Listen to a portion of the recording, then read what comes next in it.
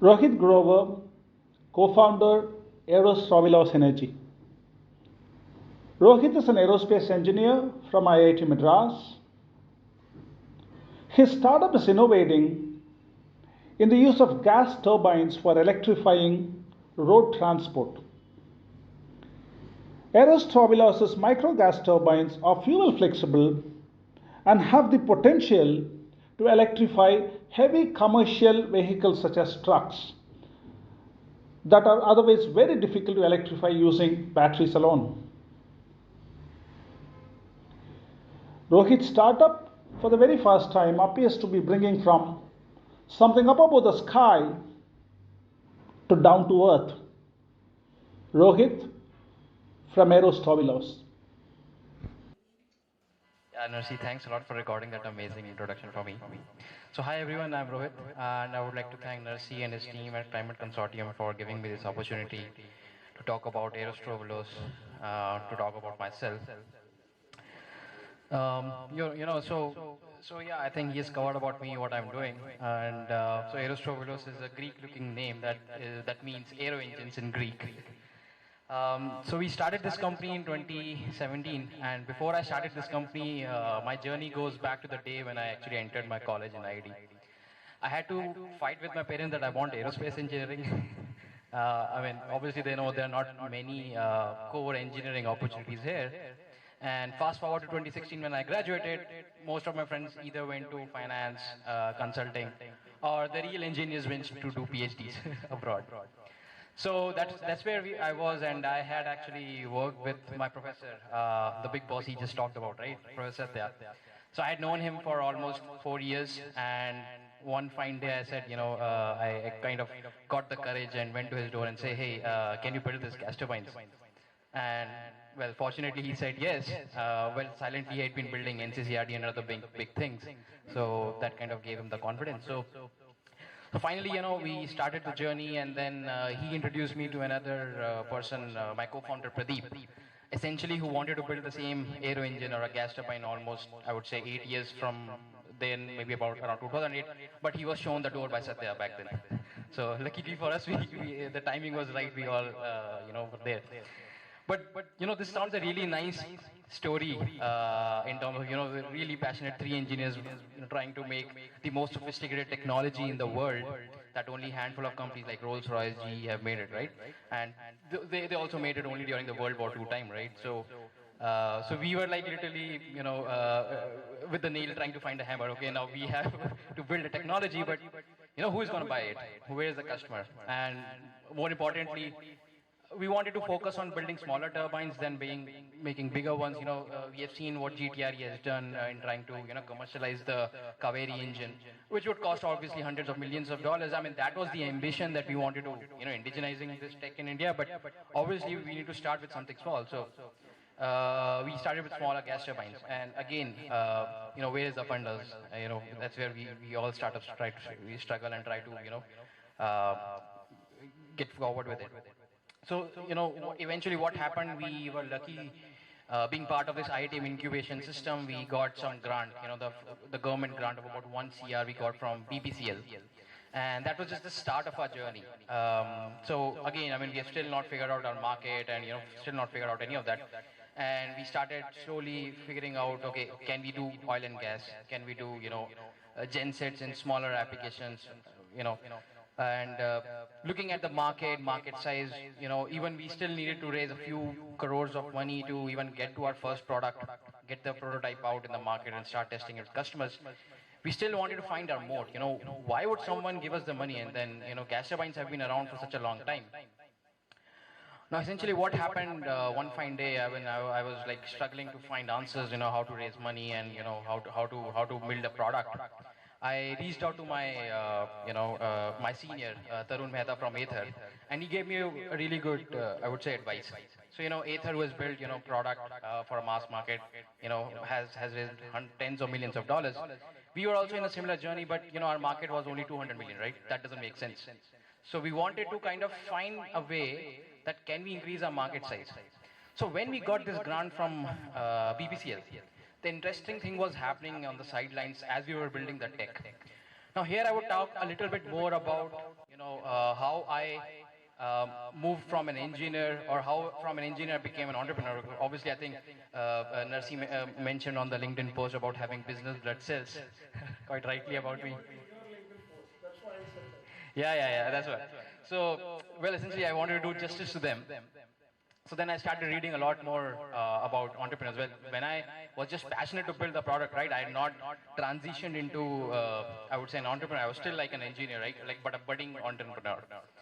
So essentially, then I started reading books on Steve Jobs, Bill Gates, and then the Bibles of startup, Zero to One, and the Lean Startup.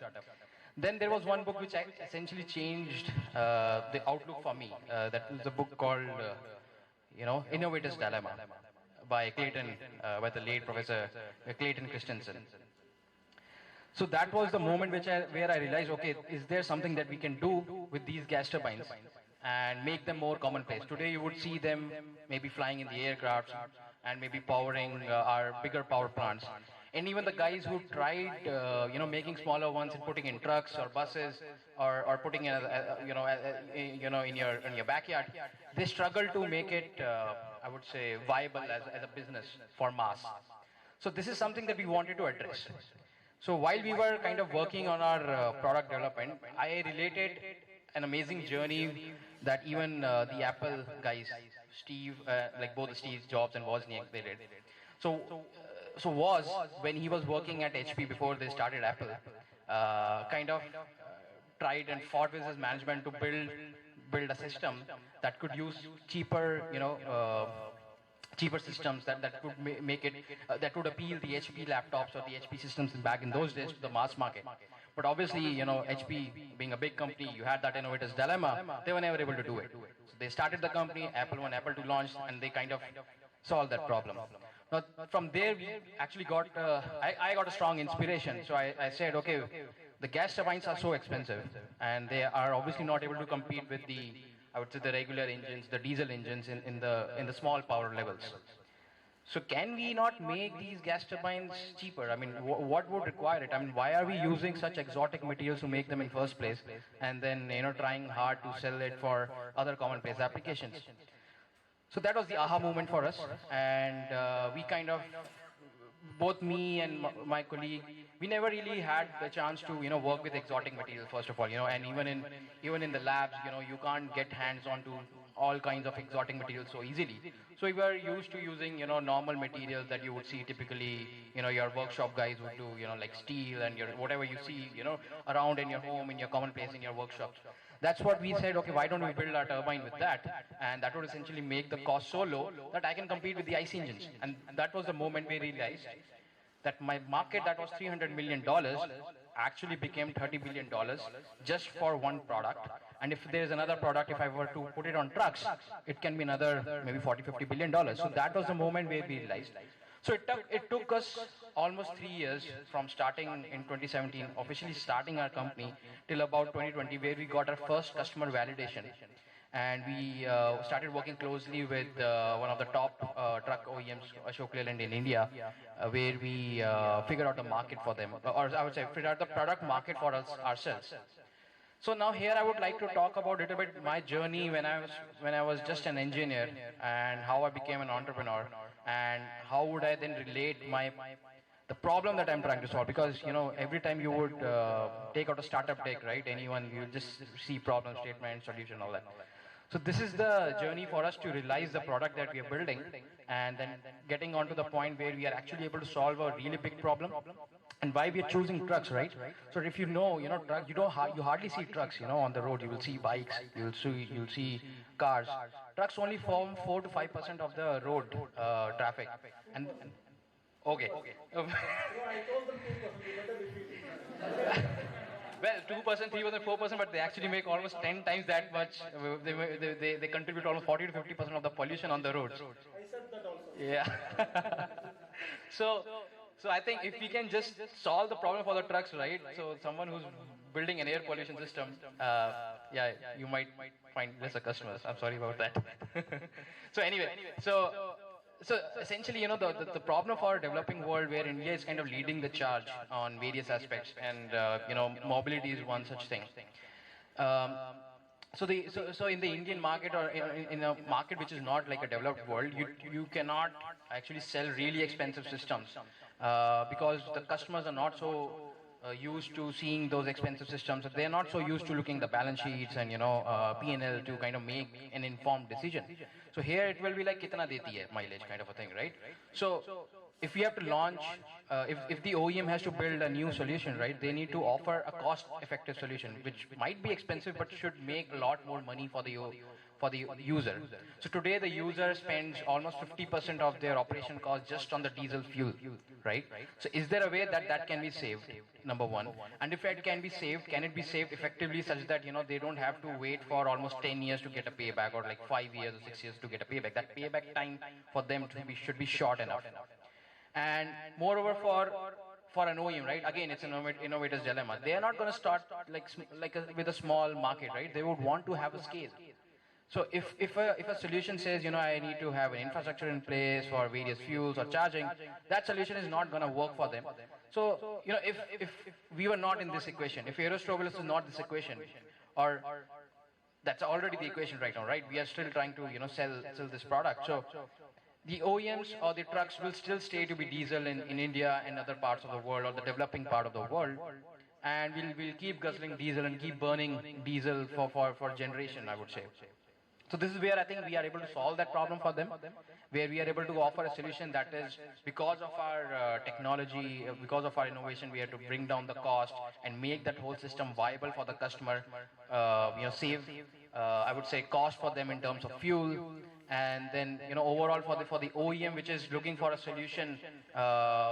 15, 20 years down the line, we are able to solve that problem for them, to give them a solution right now which can actually go all the way up to using hydrogen and all kinds of various fuels. So I think that is something that was my journey, and I don't find that journey, it's very unique, because most of the guys I would hear about, they would have either worked in an industry, so they would know. So for example, the Flipkart guys, they worked in Amazon for a while and then they started Flipkart, so they had some idea of the market. But for us, it was literally finding a hammer with a nail. But I think it's something, I think it's quite uncanny, how we are able to get to this point.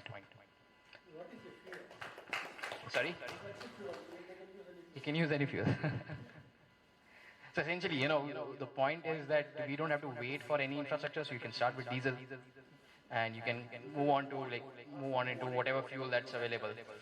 So the fuel infrastructure is not coming in place, immediately, or the battery station, charging station. So I mean, the thing about the battery is also it will eat away so much payload that not more than 20% of the market will adopt it, even if it is available as a product. So these are the problems, that starting with just like a drive as an engineer to build some product, and then going all the way up to actually building a company that would offer a solution to the customers. That's my journey.